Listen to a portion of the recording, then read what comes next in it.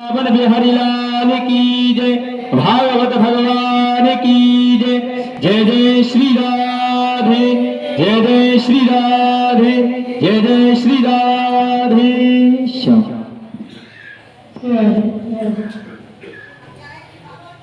वृंदावन बिहारी लाल की आज नरकों का वर्णन जब राजा परीक्षित ने सुना, बोले गुरुवर आप मुझे ये बताइए, यदि इन नरकों से बचना हो तो क्या करना चाहिए? कोई उपाय बताओ। यदि किसी से कोई ऐसा पाप हो जाए और नरकों से वह जीव बचना चाहे तो उसके लिए क्या क्या करना चाहिए? शिवदेव जी बोले राजा, यदि हमें भूल भटकी से कोई पाप हो जाए तो हमें उसका प्रायश्चित कर लेना चाहिए। और प्रायश्चित के लिए बताया व्रत नियम अनुष्ठान आदि भगवान का भजन करना चाहिए। और बोले राजा, मैं तुम्हें एक इतिहास सुनाता हूँ, तुम ध्यान से सुनो। ही कांडे कुब्ज विजय कचे बासी पति रजा मिला नामन से जराकर दास सर्वदूषित। कहने लगी कि कांडे कुब्जे यानी कि कन्नौज में एक ब्राह्मण रहते थे जिसका नाम था अजामिल। भगवान का बड़ा ही भजन करते थे। इनके बूढ़े माता पिता, सुंदर पत्नी और बच्चे भी थे। आज एक बार क्या हुआ, ये अजामिल नाम के जो ब्राह्मण थे अपने पिता की आज्ञा से वन की ओर लकड़ी लेने के लिए गए। जब मार्ग में जा रहे हैं तो इन्होंने रास्ते में क्या देखा कि एक वैश्या जो शराब पीकर दूसरे पुरुष के साथ आज घूम रही है। जब अजामिल ने देखा और आंखों से देखकर इनके अंदर भी वही वैश्या की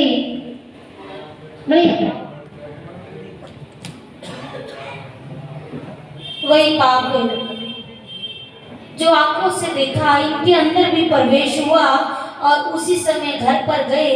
जितना भी धन था इस अजामिल के पास, धन लाकर उस वैश्या को ले जाकर दे दिया और अपने घर को छोड़कर आज अजामिल उस वैश्या के साथ रहने लगे।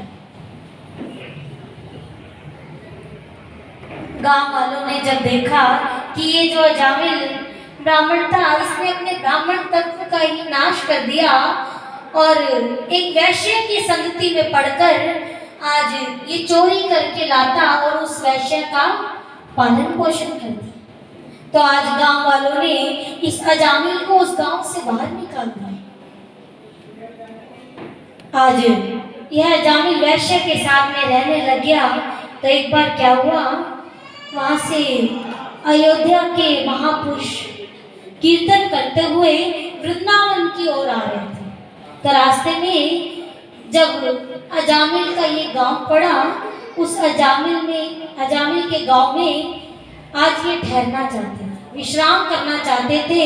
तो एक व्यक्ति को देखा, उसको बुलाया, आओ ये बताओ कि यहाँ पर किसी भक्त का घर है? संतों के पूछने पर उस व्यक्ति ने कहा हाँ है, यहाँ पर एक अजामिल नाम के भक्त का घर है। आज संतों के साथ वह व्यक्ति उपहास करने लगे, क्योंकि वो व्यक्ति जानता था ये अजामिल भक्त नहीं है, पहले था, लेकिन अब उस वैश्याओं के संग में पड़कर बुरी संगति में पड़ गया। संतों ने कहा ठीक है। संत कुछ आगे गए तो जब अजामिल का घर आया, संतों ने गेट को खटखटाया और कहने लगे अजामिल, अरे भक्त कहाँ हो? जैसे ही दरवाजा खोला, अजामिल ने संतों का दर्शन किया। संत का दर्शन करते ही अजामिल की जो बुद्धि थी आज पलट गई। सोचने लग गया, अरे मैंने ऐसे कौन से अच्छे कर्म किए थे कि आज मुझे इन संतों का दर्शन हुआ। मैंने तो वैश्याओं का संग किया और फिर भी मुझे उनका दर्शन हुआ। आंसू निकलने लगे। जो फल यज्ञ दान देने से नहीं मिलता, आज मुझे संतों के दर्शन से ही मिल गया। संतों का दर्शन कभी खाली नहीं जाता। और आज अजामिल ने उन संतों का दर्शन किया और कहा, आओ महाराज, आइए अंदर पधारिए। संत लोग उस अजामिल के घर गए और अजामिल से बोले, अजामिल, आज हम रात्रि में तुम्हारे यहाँ विश्राम करेंगे और यहीं पर हम भोजन करेंगे। अजामिल आज सोच रहा है मन में, मैं तो एक दूसरे हूँ और संतों को आज अपने घर का भोजन खिलाऊंगा। अजामिल प्रसन्न हुआ है अंदर ही अंदर और ये सोच भी रहा है, लेकिन आज बड़ी ही सुंदर व्यवस्था उन संतों के रहने की और सुंदर प्रसाद उन संतों ने अपने हाथों से बनाया। प्रसाद को पाया और अजामिल को भी वह प्रसाद खिलाया। रात्रि हुई, संतों ने देखा और अजामिल को बोले, अजामिल, हम रात्रि में कीर्तन करते हैं और क्योंकि हमें प्रातः काल होते ही हमने वृंदावन की ओर प्रस्थान करना। आज संतों ने रात्रि में कीर्तन किया और सुखदेव जी महाराज बोले, राजन, संत लोग केवल एक ही बात कह रहे हैं कि दिल की हर धड़कन से तेरा नाम निकलता है।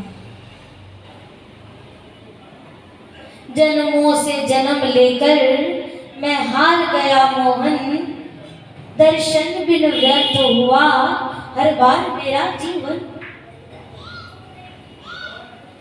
हे प्रभु, इस हमारी धड़कन से, हमारे मुख से केवल आप ही का ही नाम निकलता है और किसी का नाम निकलता ही नहीं।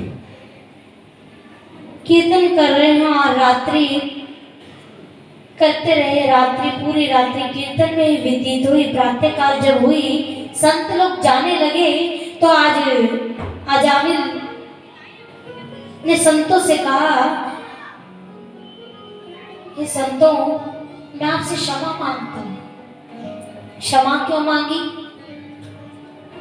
संतों ने कहा, क्या हुआ अजामिल? कहने लगे, पता है, आपने मुझे एक भक्त समझा, लेकिन मैं भक्त नहीं हूँ। और ये जो मेरे साथ में स्त्री है, ये वैश्या है। आपने मुझे एक भक्त समझा, लेकिन वास्तव में भक्त नहीं हूँ। मैं घोर पापी हूँ, जुआ खेलता हूँ, मदिरा पान करता हूँ। कोई ऐसा कार्य नहीं है जो मैंने ना किया। और आपने मेरे जैसे पापी का अनुग्रहण किया। हे संतों, आप मुझे क्षमा करते जाइए। संत बोले, अजामिल, यदि तुम हमें ये बात कल ही बता देता तो हम तेरे घर का अनुग्रहण भी नहीं करते। तो अजामिल पता है क्या बोला? कहते हैं, संतों, हे प्रभु, यदि मैं आपको कल बता देता तो मैं आपका दर्शन कैसे कर पाता? और ये जो आपने रात्रि में कीर्तन किया, इसे मैं कैसे सुन लेता?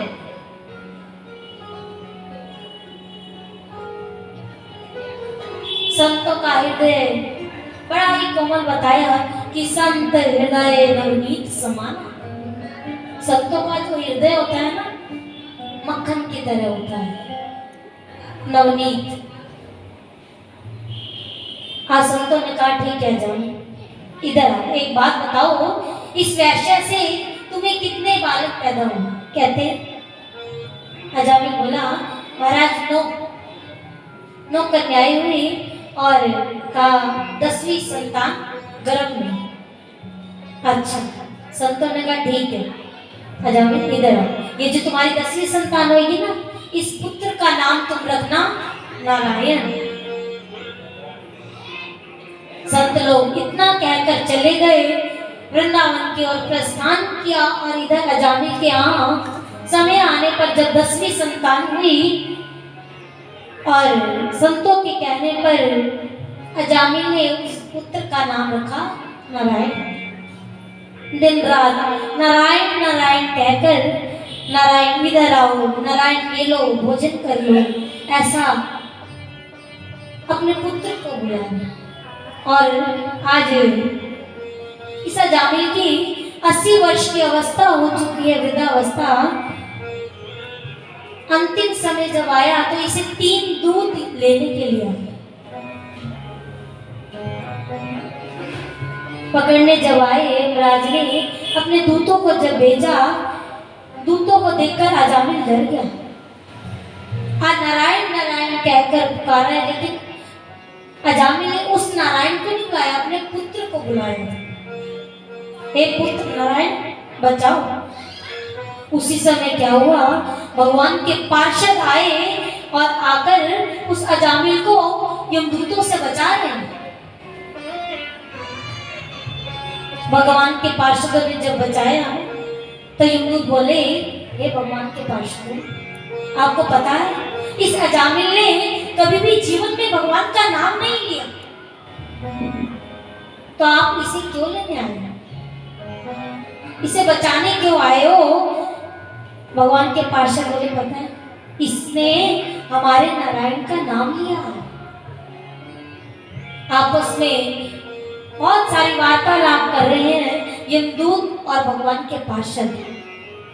यमदूतों को आज भगवान के पार्षदों ने भगाया और इधर अजामिल सोच रहा है, क्या सोच रहा है कि मैंने तो अपने पुत्र का नाम लिया था, उससे मुझे भगवान के पार्षद दर्शन देने आए, और यदि मैं उस नारायण का नाम लेता तो भगवान स्वयं ही आ जाते।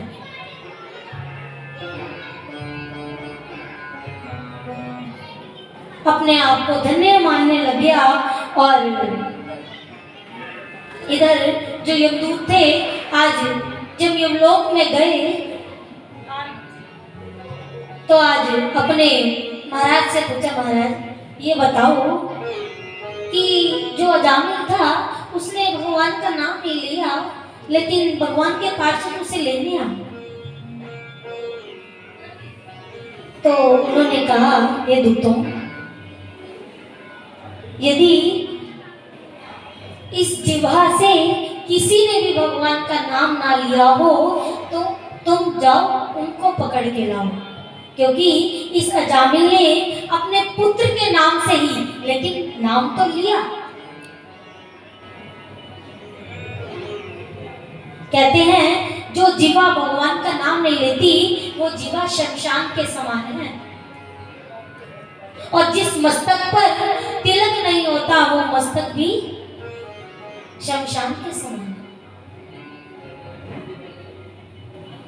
ऐसा मैं नहीं कह रही, ऐसे ही भागवत में लिखा हुआ, और मेरी तो कहने में समर्थ ही नहीं है। ये सब वो ठाकुर बुलवाता है। हम तो एक साधारण से इंसान हैं, हम कुछ आपको कह नहीं सकते, ये ठाकुर जी ही बुलवा रहे हैं। राजन, ये जो अजामिल का प्रसंग है बड़ा सुंदर। सुखदेव जी महाराज ने राजा परीक्षित को वर्णन किया और आगे दक्ष की सृष्टि का वर्णन किया है, किस प्रकार से सृष्टि हुई। और महाराज परीक्षित ने प्रश्न किया, भगवान आपने बड़ी कृपा की, बड़ा ही सुंदर मुझे ये वर्णन किया, और अब मैंने सुना था कि देवताओं ने अपने गुरु बृहस्पति जी का अपमान किया था, उन्होंने ऐसा क्यों किया, आप मुझे बताएं।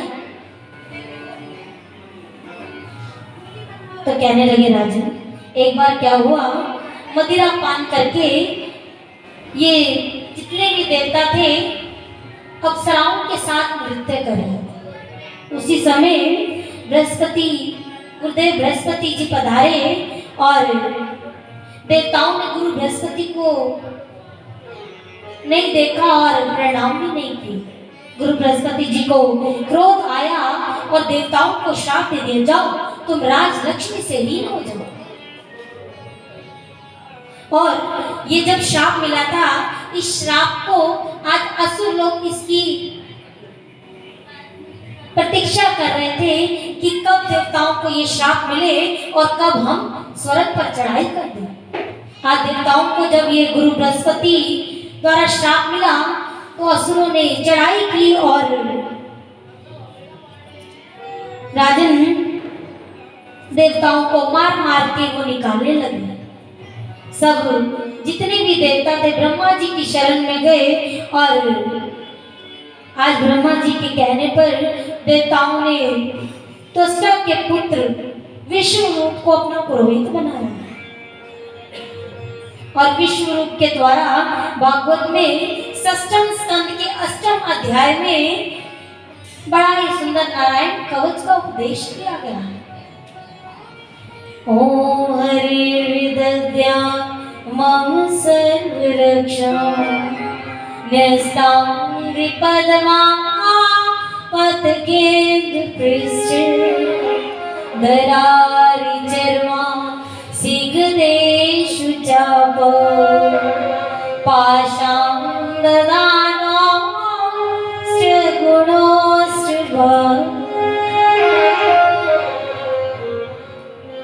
कहते हैं ये जो नारायण कवच का नित्य प्रति जो पाठ करता है, भगवान नारायण आकर उसकी यमदूतों से रक्षा करते हैं। और सुंदर उपदेश आज विश्वरूप द्वारा देवताओं को मिला, इंद्र को मिला। एक बार क्या हुआ, ये जो विश्वरूप जी थे ये यज्ञ कर रहे थे, तो उस यज्ञ में इन्होंने चोरी से दैत्यों की भी नाम की आहुति दे दी। और जब ये खबर इंद्र को मिली और इंद्र के द्वारा विश्वरूप का वध हो गया। विश्वरूप का वध जब हुआ और इनके पिता त्वष्टा को जब पता चला कि विश्वरूप को इंद्र ने मारा है, तो आज उन्होंने एक यज्ञ किया। उस यज्ञ में आहुति डाली कि इंद्र को मारने वाला कोई ऐसा असुर पैदा हो जाए। ऐसा कहना था, लेकिन जो मंत्र था वो उल्टा हो गया।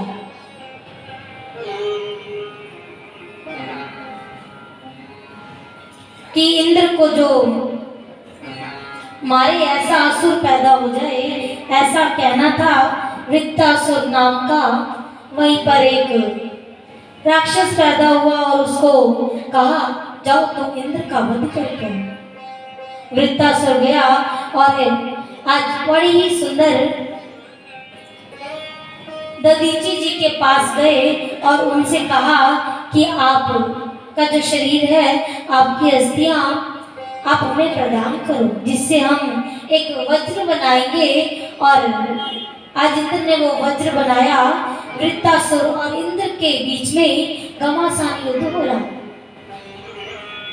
वृत्तासुर ने देखा कि भगवान के द्वारा बनाया गया वह वज्र और उससे मेरी इंद्र मृत्यु करेगी। समझ गए और प्रार्थना करने, प्रभु मैं समझ गया हूं, ये सब आप ही की माया है और आपके द्वारा ये जो वज्र है इससे मेरी मृत्यु होगी। मुझे इससे कोई भय नहीं, पर प्रभु मेरी आपसे प्रार्थना है, मैं ये चाहता हूं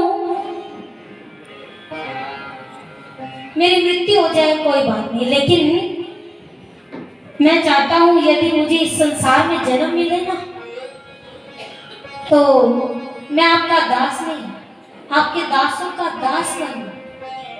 मेरी आपसे यही प्रार्थना है और आप अपने संतों का मुझे दास बनाना। ऐसी प्रार्थना जो कि भगवान को, जो भक्त की दीनता होती है ना, जिस प्रकार से भक्त भगवान को बुलाते हैं, भगवान दौड़े चले आते हैं।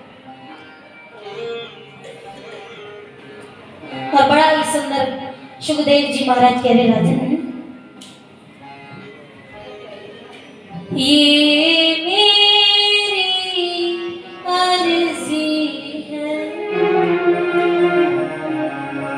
ये मेरी, सभी प्रार्थना करेंगे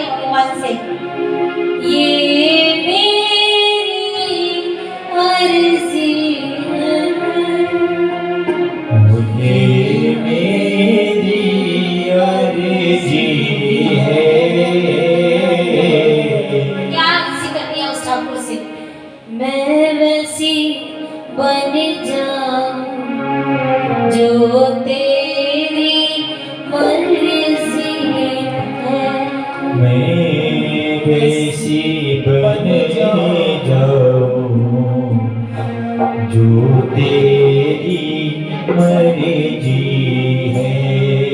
बोलिए वृंदावन बिहारी लाल की जय हो। ओ ये मेरी अर्जी है,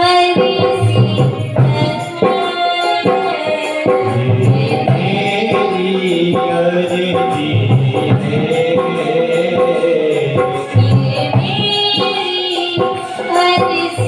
है, प्यारे ये मेरी अर्जी है।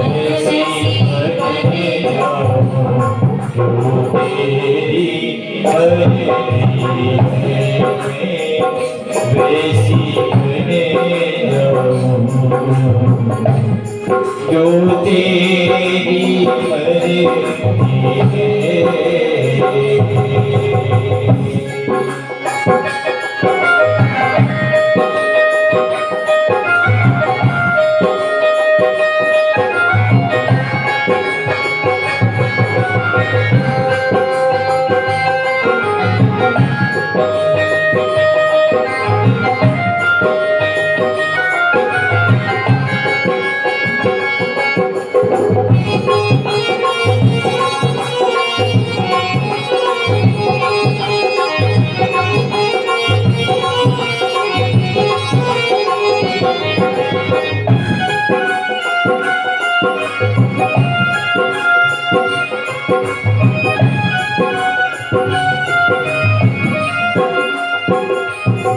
जगरोक न पाएगा, रोक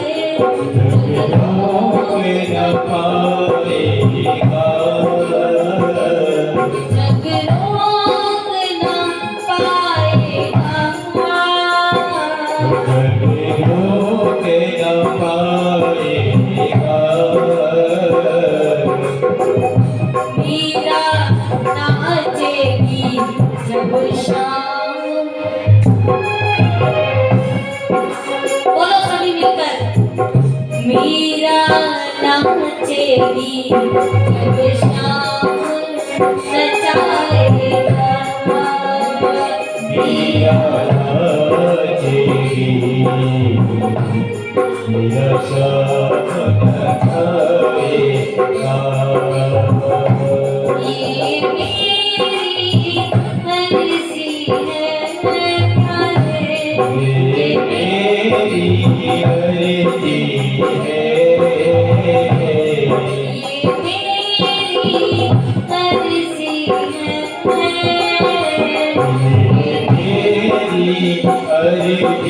है।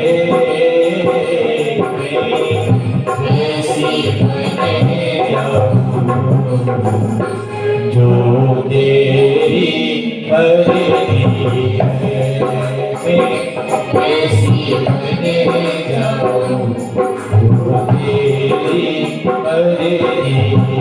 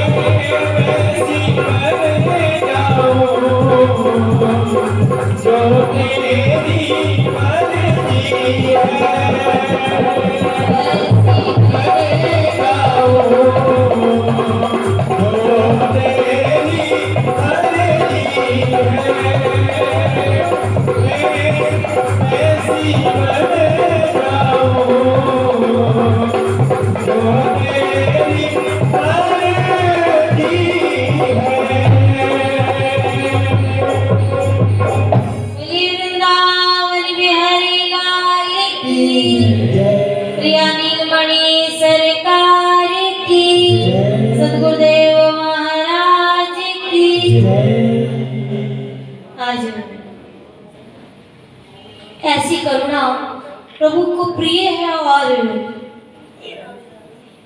कहते हैं जब वृत्तासुर का प्राणांत हुआ तो इसकी अधोगति नहीं हुई। अधोगति क्यों नहीं हुई? क्योंकि पूर्व जन्म में इसने भगवान का बहुत भजन किया था। पूर्व जन्म बताया पार्वती और शंकर जी का जब इसने आराधना की और उनका कुछ श्राप लगा था, उनके श्राप से ये वृत्तासुर बना और पार्वती जी का पुनः इसे आशीर्वाद मिला, तब उनको भगवान का स्मरण हुआ। सीधा भगवत धाम की ओर पधारे और 49 मरुद गणों की उत्पत्ति हुई। आगे महाराज परीक्षित कहते हैं गुरुवर कि समाप्रिय श्वेत ब्रह्मन भूतानां भगवान स्वयं इंद्र स्याते कथम दैत्या नवदीत विषमो यथा। कहने लगे गुरुवर भगवान की इन लीलाओं का दर्शन करते हैं तो ऐसा लगता है कि भगवान के अंदर देवताओं के प्रति जो प्रेम है ना, और ये बताओ कि भगवान का दैत्यों के प्रति द्वेष क्यों है? सुखदेव जी बोले राजन नहीं, ऐसा नहीं है। भगवान तो सबको एक ही दृष्टि से देखते हैं। उनकी दृष्टि में ना दैत्यों के प्रति कोई भेद है ना देवताओं के प्रति। भगवान ने जिन जिन दैत्यों को मारा है, भगवान ने मारा नहीं है, भगवान ने उन्हें तार दिया है, अपने भगवत धाम की प्राप्ति करवाई है। क्योंकि जो ठाकुर जी से द्वेष कोई ऐसा अजीब सा भक्त होगा जो भूले भटके करता होगा, नहीं तो ठाकुर जी से द्वेष करना और प्रेम करना बहुत कठिन है। मैं तुम्हें एक बात बताता हूँ राजन, ध्यान से सुनो। जिस समय भगवान वराहदेव भगवान ने हिरण्याक्ष का वध किया था, जो हम आपको द्वितीय दिवस की कथा में आपको श्रवण करवाया था कि किस प्रकार से हिरण्याक्ष का भगवान ने वध किया। और हिरण्याक्ष के बड़े भाई थे जिनका नाम था हिरण्यकशिपु। हिरण्यकशिपु आज मंदराचल पर्वत पर इतनी कठिन तपस्या की, 10,000 वर्षों तक ब्रह्मा जी की आराधना की, एक ही पैर पर खड़े रहकर चेहरा ऊपर करके।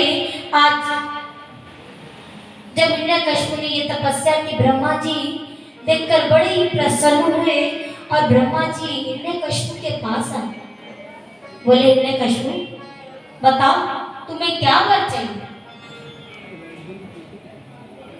जब वर मांगने को कहा, हिरण्यकशिपु बोला पितामह ब्रह्मा, यदि आप मुझे वरदान देना ही चाहते हैं तो मैं चाहता हूँ ना मैं दिन में मरूं ना रात में मरूं, ना घर मरूं ना बाहर मरूं, ना किसी अस्त्र से मरूं ना शस्त्र से मरूं, यहाँ तक कि यहाँ पर जितने भी जीव हैं उनके बनाए गए किसी भी जीव से मेरी मृत्यु ना हो। और मैं आपके द्वारा जो बनाए गए 12 महीने हैं, मैं 12 महीनों में भी ना मरूं। ऐसा वरदान जब मांगा, ब्रह्मा जी सोच रहे अरे ये हिरण्यकशिपु अपने आप को अमर करना चाहता है, लेकिन ब्रह्मा जी ये भी सोच रहे हैं और ये भी सोच रहे हैं हमारा क्या जाता है, हम वरदान दे देते हैं, आगे भगवान ही इसका उद्धार करेंगे। ब्रह्मा जी ने वरदान दिया और आज हिरण्यकशिपु ने एक छत्र से जितना भी शासन था, जितने भी राज्य थे, सभी को अपने बस में कर लिया। देवताओं ने देखा, स्वर्ग पर जब इसने चढ़ाई की, मार मार के भगा दिया है और बड़ा ही सुंदर इसके साम्राज्य का वर्णन आया। सुखदेव जी बोले राजन, हिरण्यकशिपु के वंश में इनके 4 पुत्र थे। हरलाल, दूसरे का नाम अनुहरलाल, तीसरे का नाम श्रहलाल और चौथे का नाम था प्रहलाद, जो भगवान के परम भक्त हुए। आज दिखने में तो महाराज सबसे छोटे थे, लेकिन इन्होंने इतना भगवान का भजन किया, भगवान के प्रति इतना विलक्षण प्रेम था जो आज तक किसी का हुआ ही नहीं। राजा परीक्षित ने सुना तो कहने लगे, गुरुवर,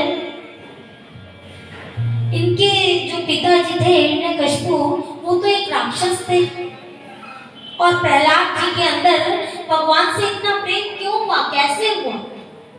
तो आज सुखदेव जी बोले, राजा सुनो, एक बार क्या हुआ, जो हिरण्यकशिपु की पत्नी थी जिसका नाम था कयाधु, एक बार हिरण्यकशिपु जब तपस्या करने के लिए गए थे तो ये कयाधु अपने आश्रम में थी, तो इतने में इंद्र आया और इस कयाधु को उठाकर ले जा रहा था। नारद जी ने जब देखा, नारद जी ने इंद्र से कयाधु को छुड़वाया और अपने आश्रम में लेकर आए। आश्रम में जब लाए, नारद जी ने बहुत ही सुंदर भगवान की लीलाओं का गान किया, इसे श्रवण करवाया, और उस समय कयाधु के गर्भ में ये भगवान का भक्त बैठा हुआ है। प्रहलाद जी गर्भ में थे और इस वहीं से इनको ये शिक्षा प्राप्त हुई है। देखिए, प्रार्थना है जो भी माता गर्भवती हो भगवान का ध्यान जरूर करें, लेकिन आजकल तो मोबाइल खुद ही देखते हैं और बच्चे भी देखते हैं। आने वाले बच्चों को ऐसा पता है कि कैसे मोबाइल को चलाया जाता है, कंप्यूटराइज्ड बच्चे। यहाँ पर कयाधु माता ने भगवान की उन कथाओं को जब सुना, ये भक्त प्रहलाद कयाधु से ही हुआ।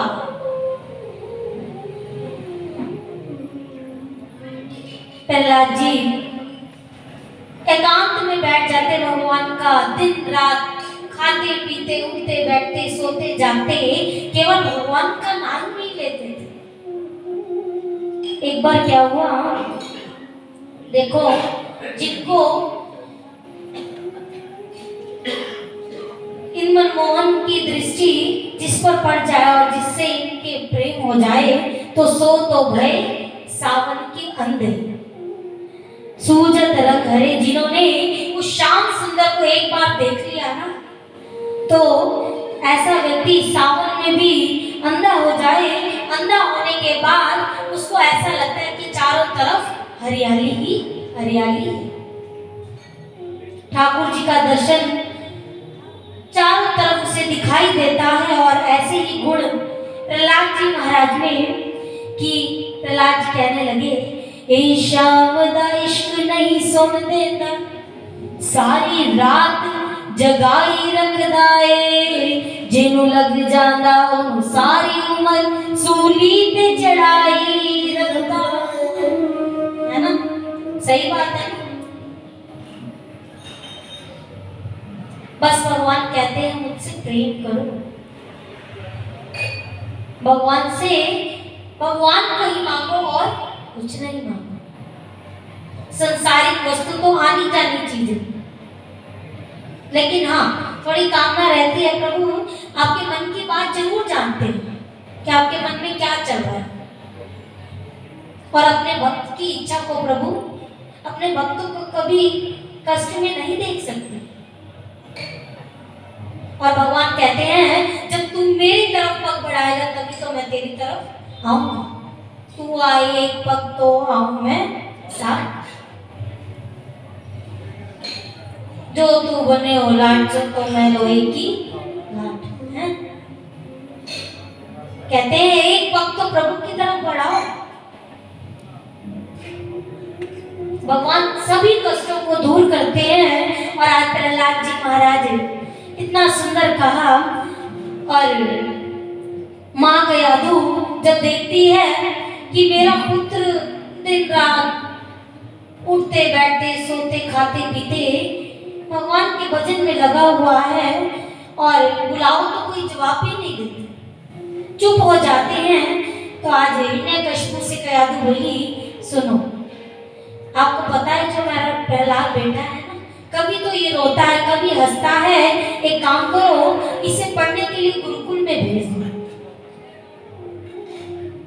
कयाधु के कहने पर हिरण्यकशिपु ने आज अपने गुरु पुत्र को बुलाया, षड और अमरक दोनों को बुलवाया और आज गुरु पुत्र शिक्षा पढ़ा रहे। कौन सी? असुरी शिक्षा।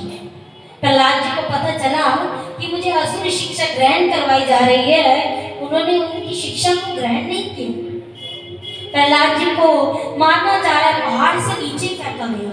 कहते हैं जब प्रहलाद जी को पहाड़ से नीचे फेंका गया तो आज प्रभु अपने भक्त को बचाने आए, अपनी गोद में बिठाया है, अग्नि में जलाने का प्रयास किया, तभी अग्नि ने जला नहीं पाया, क्योंकि उस भक्त की रक्षा तो भगवान स्वयं कर रहे थे। ठाकुर जी ने बचाया, बहुत प्रयास किया। आज पुनः प्रहलाद जी महाराज को गुरुकुल में पढ़ने डाला और एक बार क्या हुआ, जो गुरु पुत्र थे षड और अमरक किसी कार्य से बाहर गए हुए थे और दैत्य बालकों ने देखा कि आज गुरु पुत्र नहीं है, वो अपने कक्ष से बाहर आए और प्रहलाद जी को भी बुला रहे, आओ बाहर आओ खेले। प्रहलाद जी बोले, अरे भैया ये जो संसारिक खेल है ना, ये मुझे खेलना नहीं आता, यदि तुम मेरे साथ खेलोगे तो मैं तुम्हारे साथ चलता हूं। आज प्रहलाद जी महाराज जितने भी दैत्य बालक थे सभी को लेकर ढोलक मंजीरा आदि लेकर नृत्य कर रहे हैं और कितना सुंदर गा रहे हैं। ओ श्रीमन नारायण नारायण हरि हरि, श्रीमन नारायण नारायण हरि हरि, ओ श्रीमन नारायण नारायण हरि हरि, श्रीमन नारायण नारायण हरि हरि। तेरी लीला प्रभु बड़ी प्यारी प्यारी, हरि हरि, तेरी लीला जग से न्यारी न्यारी, हरि हरि। ओ तेरी लीला जग से न्यारी न्यारी, हरि हरि, तेरी लीला जग से न्यारी न्यारी, हरि हरि।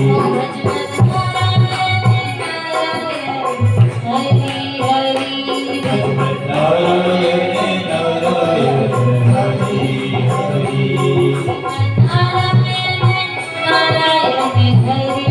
हरि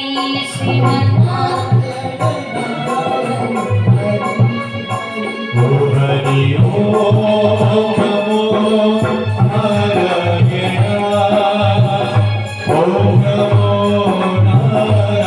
नारायण, हरि ओम नमो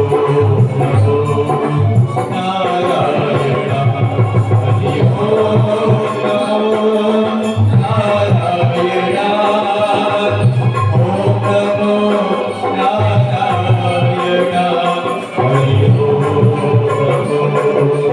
नारायण, श्रीमन नारायण नारायण हरि हरि, श्रीमन नारायण नारायण हरि हरि। तेरी लीला जग से।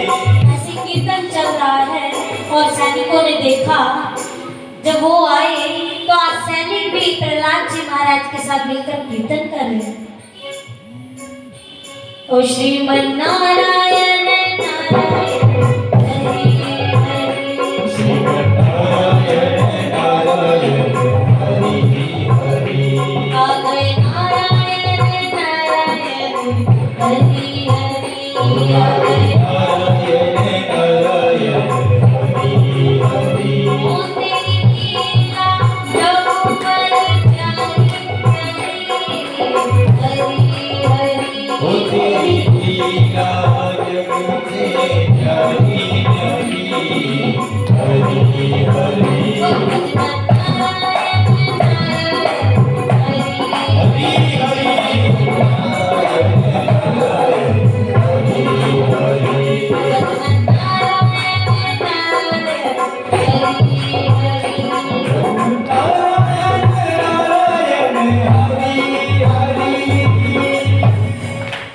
आज कीर्तन चल रहा है।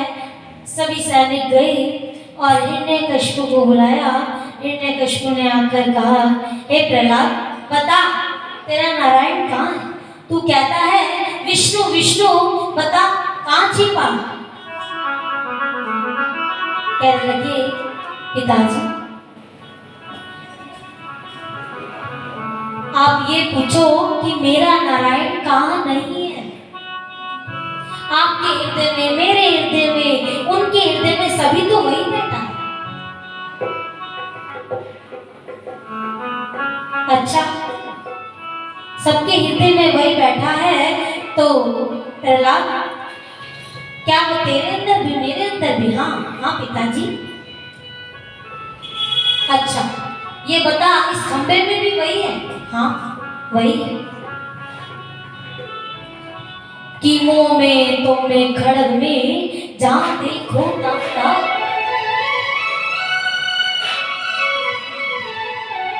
और कहने लगा हिरण्यकशिपु कि भयवश खंबे में छिपा है कैसा भगवान, हिम्मत इतनी है नहीं कि प्रगटे बाहर।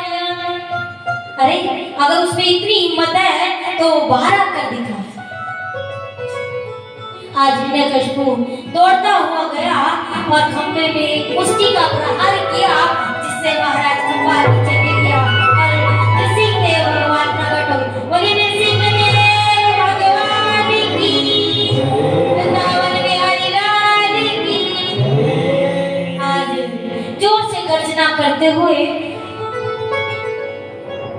जो उनका पूरा शरीर था वो तो नर जैसा और मुख सिंह जैसा प्रकट हुए। हिरण्यकशिपु ने देखा, कहने लगे, हाँ अब मैं पहचान गया, ये वही विष्णु है, आज नृसिंह बनकर मेरे सामने आया है। आज इससे मैं अपने भाई का बदला लूंगा, ऐसा कहने के लिए लड़ने दौड़ पड़ा।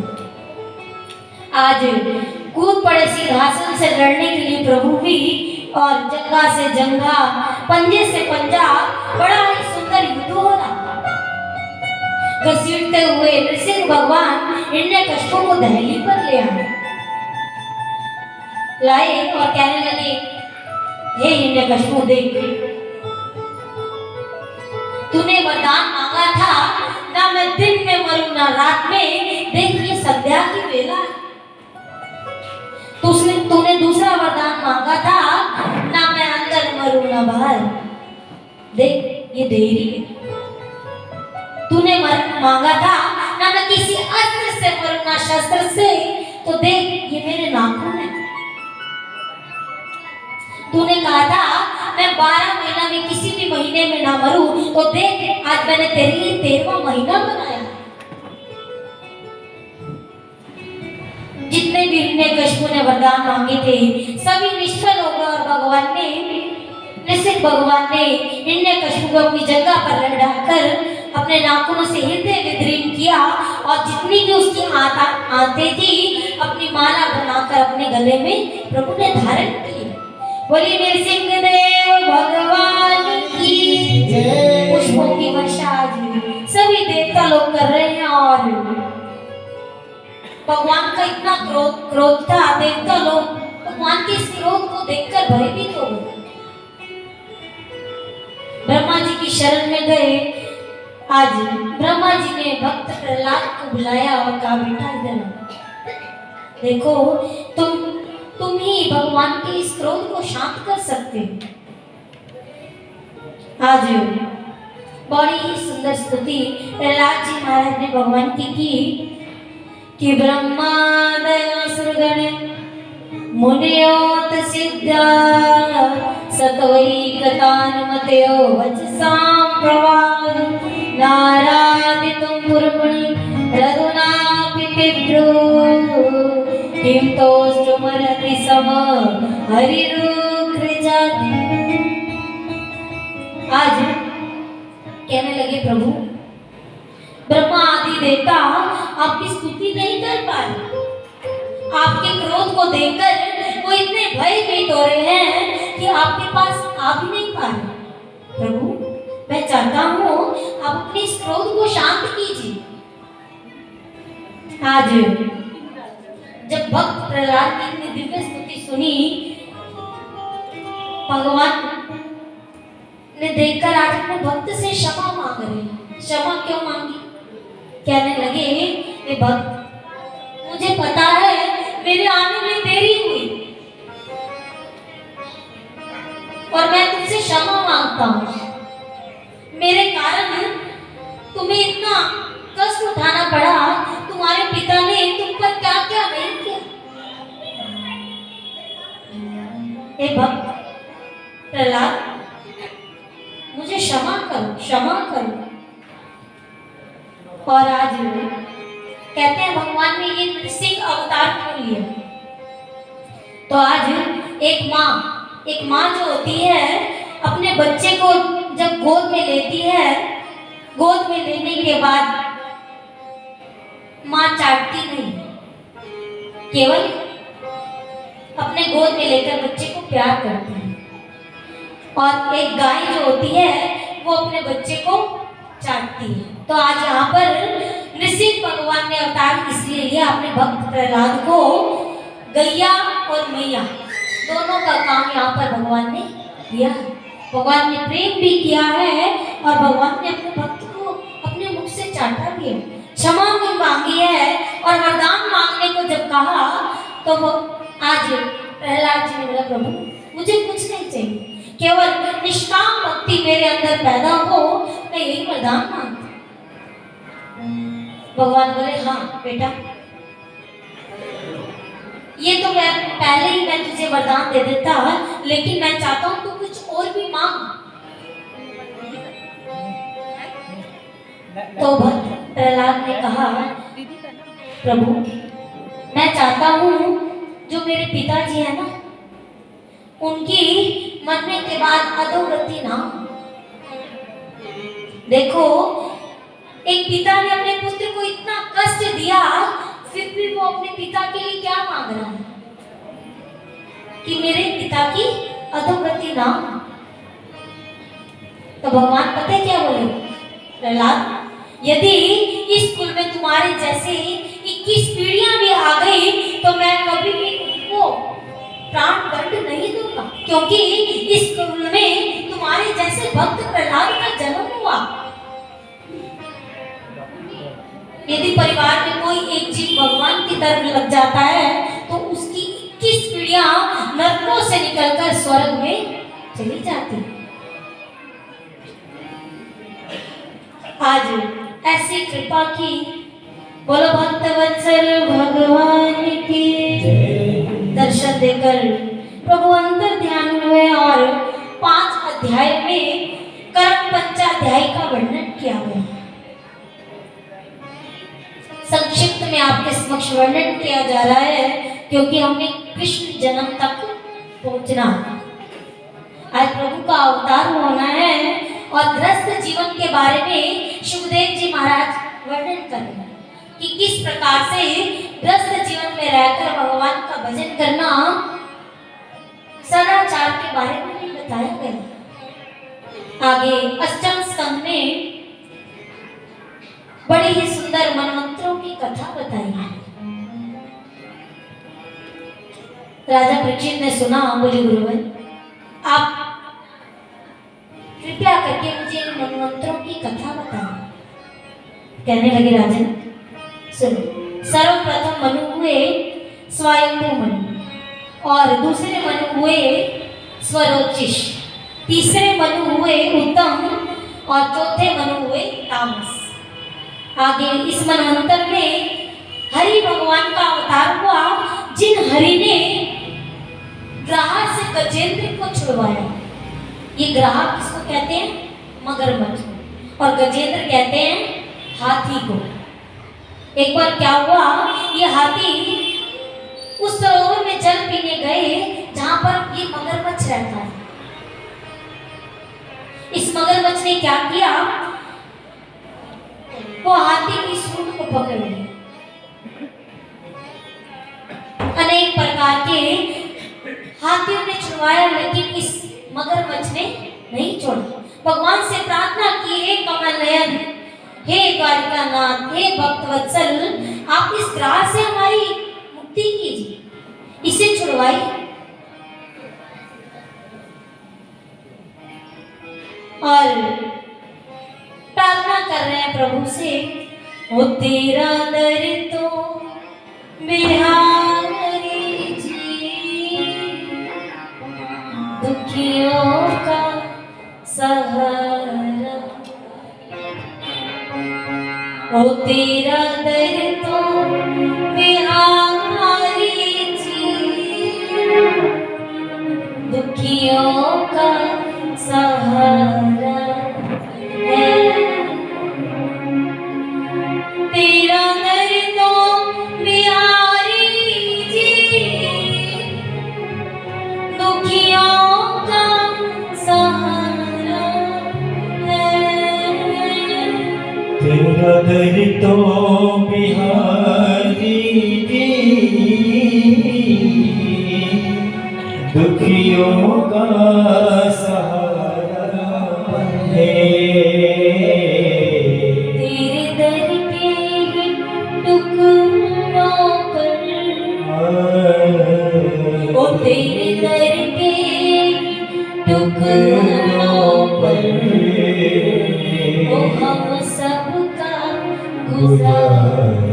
किसका गुजारा है? सभी लोग तालियों की सेवा करते हुए मिलकर गाएंगे। क्या कहेंगे? ओ तेरा दर तो बिहारी जी, तेरा दर तो बिहारी जी, ओ दुखियों का सहारा है।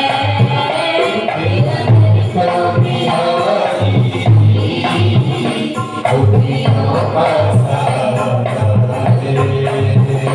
तेरे दर के टुकड़ों पर हम सबका गुजारा है। तेरे दर के टुकड़ों पर ओ बिहारी जी, तेरा दर तो बिहारी जी,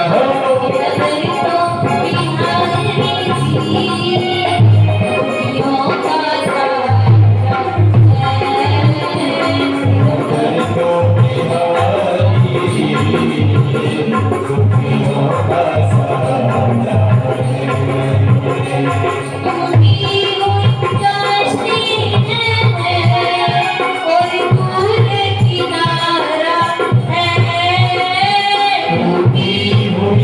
कश्ती है और दूर किनारा है।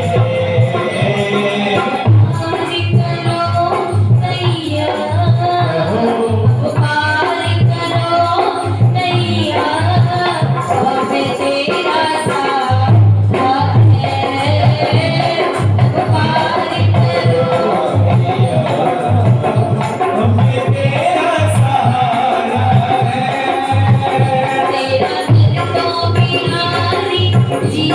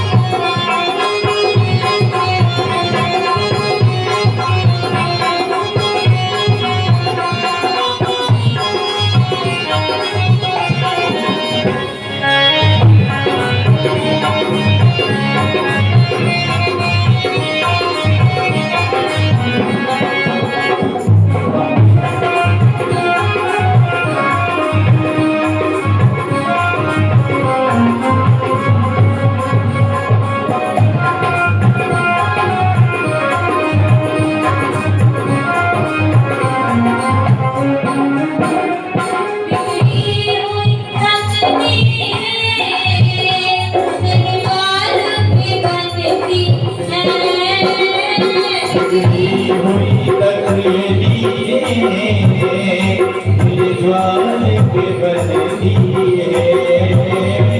बिगड़ी हुई सपने तेरे द्वार पे बनती है। बिगड़ी हुई तकदीरें तेरे द्वार पे बनती है। अब कोई नहीं अपना, अब कोई नहीं अपना, अब कोई नहीं अपना, अब कोई नहीं अपना। अब तुमको हमारा है। तेरा दर्द बिहारी जी दुखियों का सहारा है।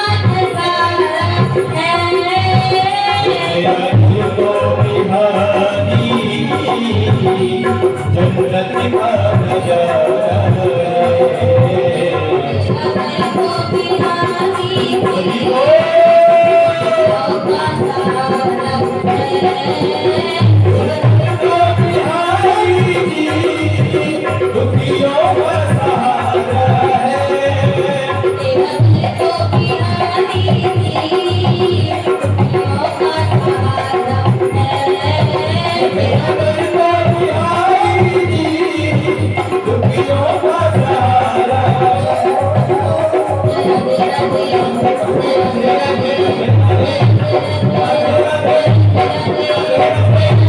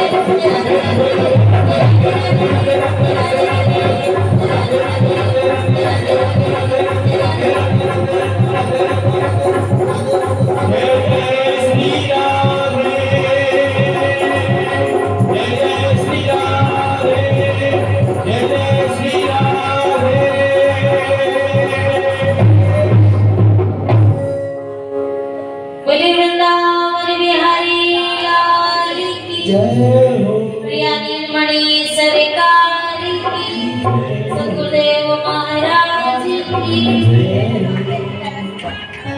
बड़ा ही सुंदर गजेंद्र को आज उस ग्रह से भगवान ने छुड़वाया है और प्रार्थना बड़ी दिव्य स्तुति की। फिर समुद्र मंथन हुआ। समुद्र मंथन में से आज दैत्य और देवताओं ने आपस में मित्रता कर ली। वासुकी नाग को रस्सी बनाया, मंदराचल पर्वत को मथानी बनाकर आज समुद्र मंथन किया जा रहा है। भगवान कच्छप रूप बनाकर प्रभु आए और मंदराचल पर्वत के नीचे प्रभु बैठे हैं। दैत्य और देवताओं लोग मिलकर समुद्र मंथन कर रहे हैं। मंथन जब किया, कहते हैं सर्वप्रथम उसमें से विष निकला। कालकूट नाम का जो विष निकला, भगवान शिव ने उसे ग्रहण किया, जिससे पीने से भगवान शिव का कंठ नीला हो गया। भगवान शिव का नाम पड़ गया नीलकंठ। बोलो नीलकंठ भगवान की। और